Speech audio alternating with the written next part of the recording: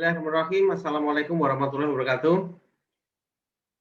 Sahabat profesi HR yang ada di seluruh Indonesia, ketemu lagi dengan saya Joko Kurniawan dari PT Gemilau Cahaya Inspirasi. Mudah-mudahan apa yang saya sampaikan memberikan inspirasi bagi seluruh profesi HR yang ada di Indonesia.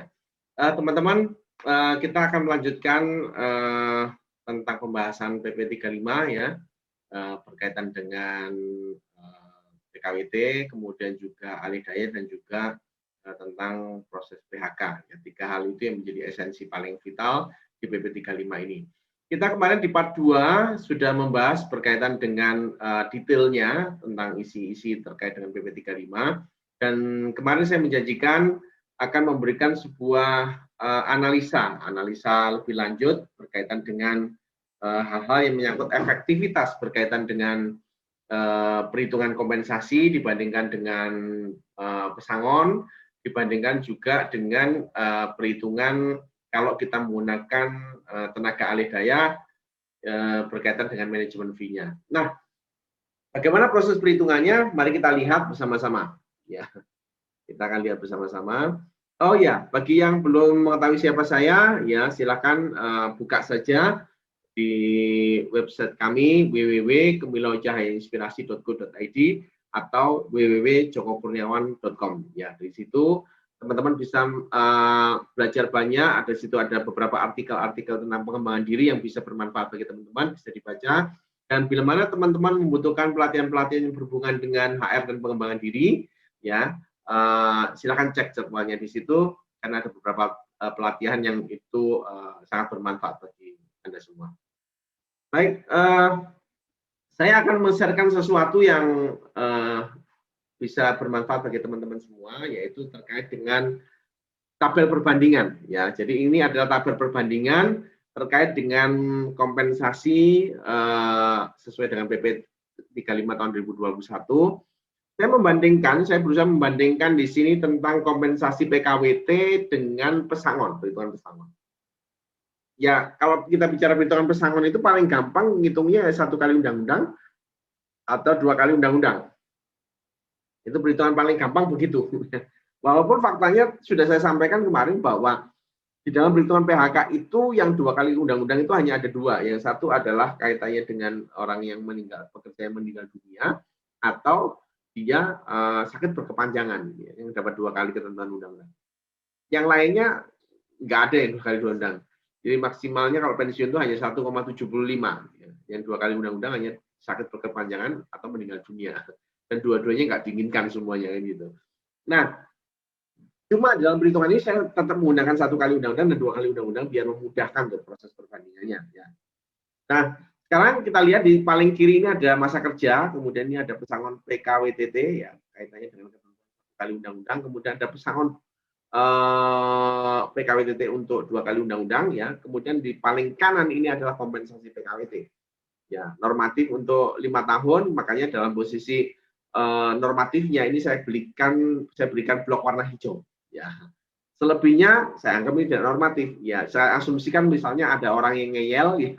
Perusahaan yang ngeyel, HR yang ngeyel, tetap merekomendasikan untuk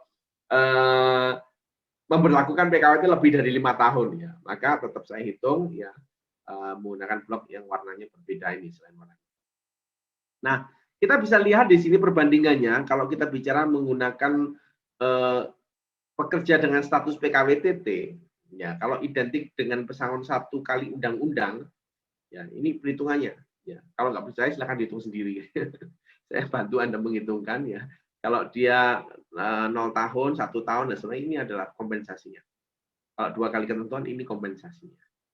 Kita lihat pada posisi kalau kita menggunakan tenaga PKWT, ya sesuai dengan ketentuan bahwa PKWT itu tidak lebih dari 5 tahun, maka ya kompensasi PKWT ini masih tetap jauh lebih rendah dibandingkan kalau kita menggunakan PKWTT. Ya gitu. Artinya kalau untuk ya jangka pendek, ya untuk penggunaan jangka pendek, ya memang untuk peruntukannya seperti itu, ya. Maka memang PKWT itu jauh lebih menguntungkan, gitu ya. Jadi kompensasinya 5 bulan, ya. Dan seterusnya, katakanlah misalnya sampai 6 tahun, ya. Kalau kita bicara ini ini kan identik dengan tahun ini kan 5 tahun ya 5 bulan upah, kompensasinya begitu.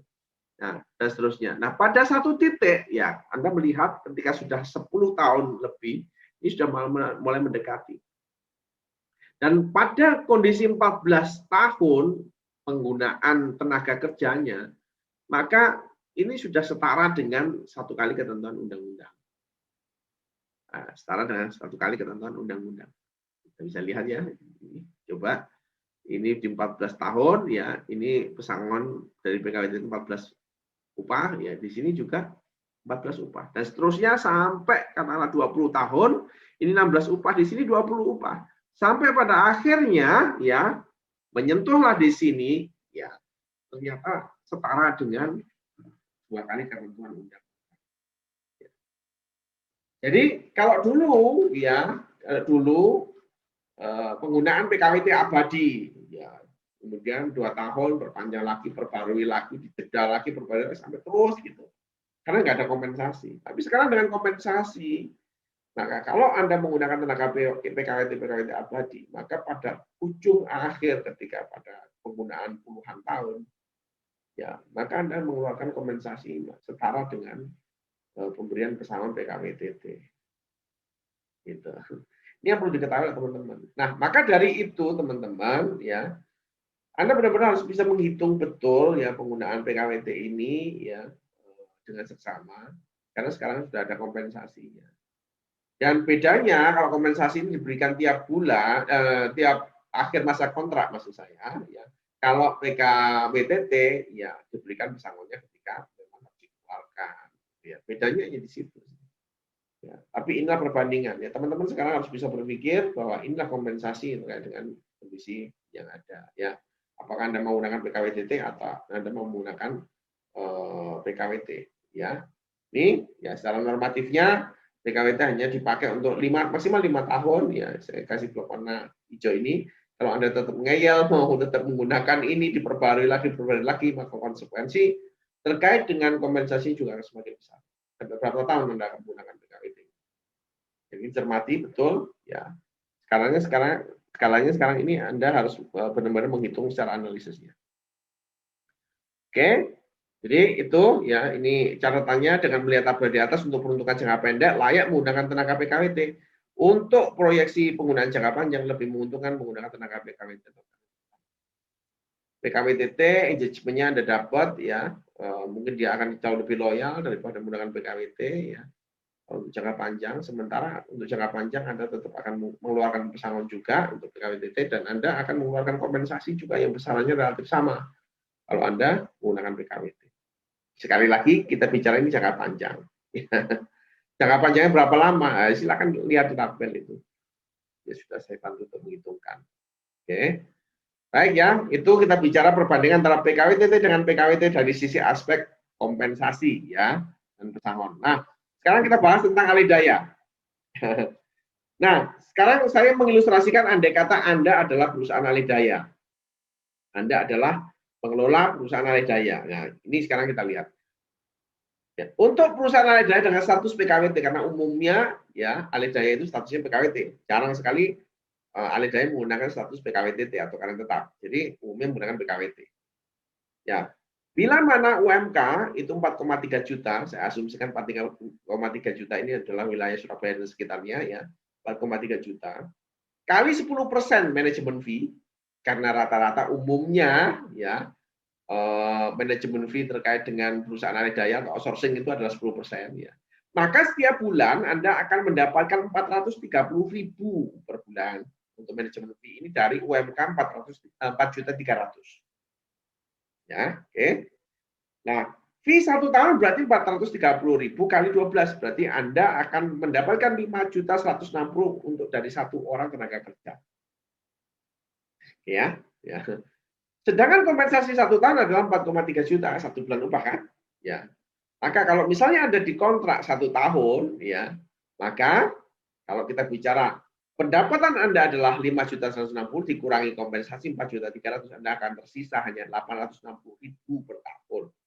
860.000 Anda belum bicara operasional, Anda belum bicara tentang gaji admin Anda mungkin harus melakukan supervisi ya dan sebagainya.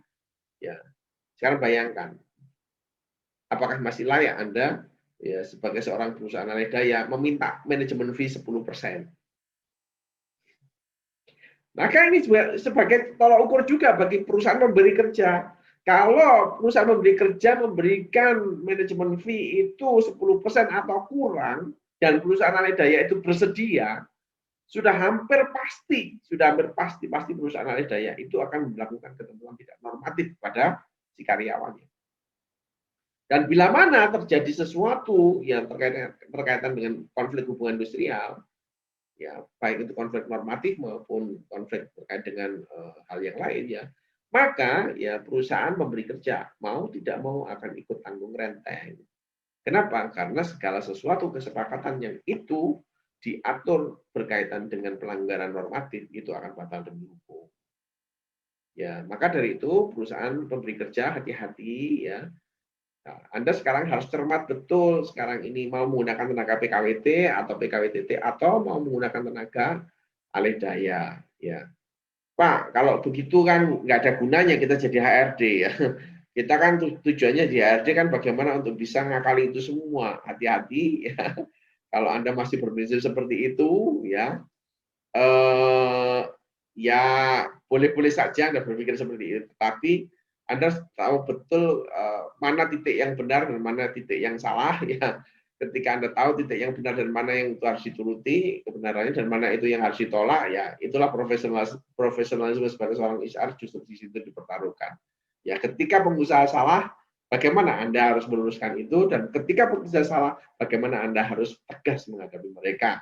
Ya, itulah profesi HR ditegakkan. Kalau memang kita harus melanggar normatif dan di mana perusahaan memiliki ketidakmampuan, maka bagaimana strategi menghadapi itu ya, itu ada cara lain yang itu memang harus lebih pas yang itu diterapkan daripada kita ngakali hal yang seperti ini yang itu menimbulkan risiko dan bila mana itu meledak itu akan menjadi kasus hubungan industrial yang sangat besar.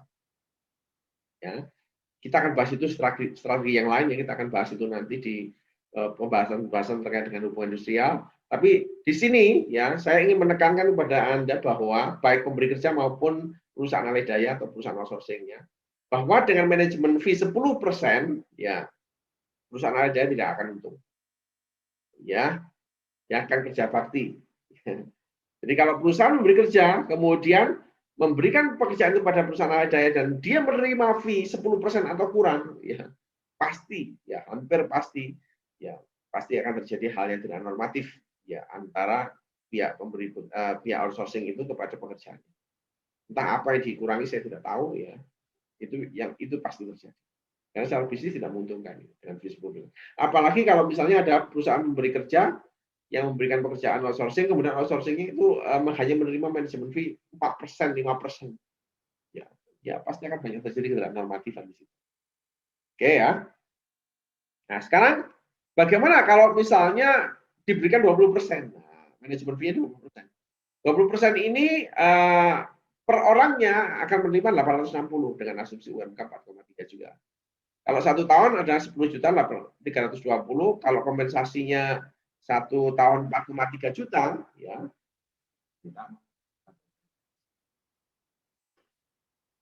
Ya, kalau misalnya kompensasi 1 tahun 4,3 juta, maka masih sisa 6 juta 20.000. Nah, ini masih logik ya di dalam tatanan bisnis masih logik. Masih bisa bernafas dalam perusahaan alih daya. Nah, cuma persoalannya adalah Anda mau nggak sebagai pemberi kerja memberikan fee 20%? Kan balik lagi, saya harus mengeluarkan manajemen fee 20% kepada perusahaan outsourcing. Pertanyaannya adalah keuntungan saya apa? Ini kemarin saya bahas bahwa profesionalisme perusahaan outsourcing dituntut di sini agar benar-benar bisa memberikan kontribusi ya kepada perusahaan memberi kerja.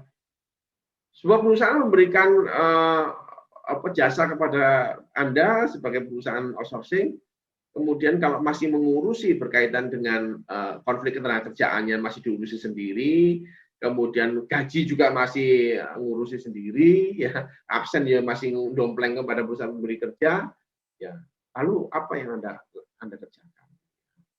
Maka dari itu profesionalisme ini benar-benar harus ditingkatkan karena sekarang ini ya penggunaan PKWT dan penggunaan alih daya, penggunaan PKWTT benar-benar sekarang ini dalam Undang-Undang Nomor 11 Tahun 2020 dan PP 35 ini disetarakan.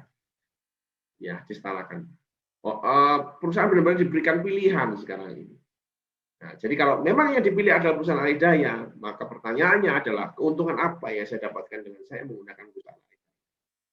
Dari aspek hubungan industrial, dari aspek keuntungan finansial, dari aspek yang lain-lain termasuk apakah saya bisa fokus pada core bisnis saya dan urusan ini Anda benar-benar bisa ambil alih lah, itu yang harus dijawab oleh perusahaan alih daya ya secara profesional. Itu tantangannya sekarang ini seperti itu ya. Wahai para HR di perusahaan alih daya, ini adalah tantangan bagi Anda untuk meningkatkan kompetensi diri ya, berkaitan dengan fungsi-fungsi MSDM dan juga fungsi-fungsi hubungan industrial ya. Ke depan Anda yang harus banyak membackup perusahaan pemberi kerja. Ya, jangan dompleng lagi. Ya. Ya, banyak sih perusahaan-perusahaan alih daya yang juga sudah sangat profesional ya. Saya acungi jempol dan salut. Tapi ya, jujur kalau saya mengamati, banyak sekali yang sekarang ini perusahaan alih daya yang statusnya hanya status saja. Ya, dia hanya terima fee 2%, 3%, hanya untuk status saja. Yang itu ya dibentuk oleh perusahaan memberi kerja yang notabene sebenarnya adalah untuk menghindari status ini, untuk menghindari pembayaran pesangon pada saat itu.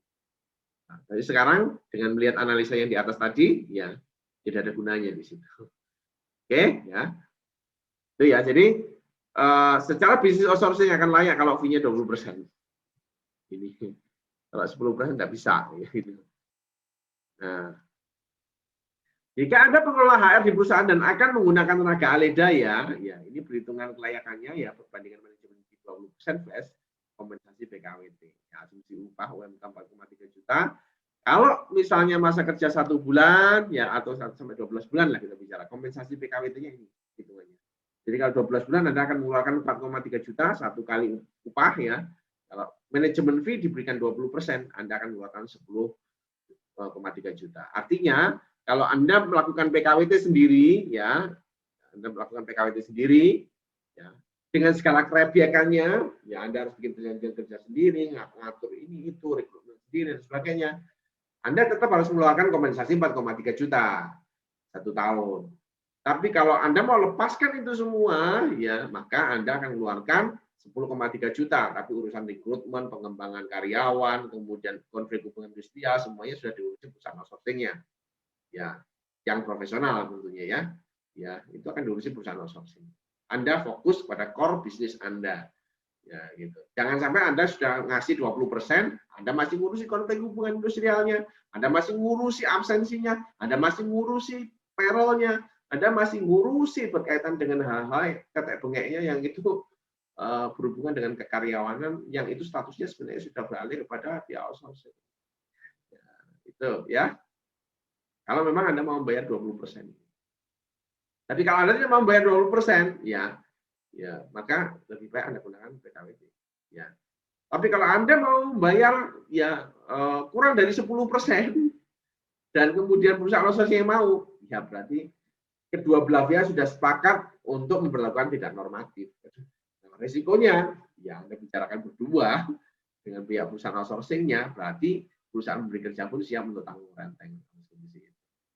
Ya, karena kesepakatan yang dibuat di bawah normatif itu pasti ya itu akan batal demi hukum.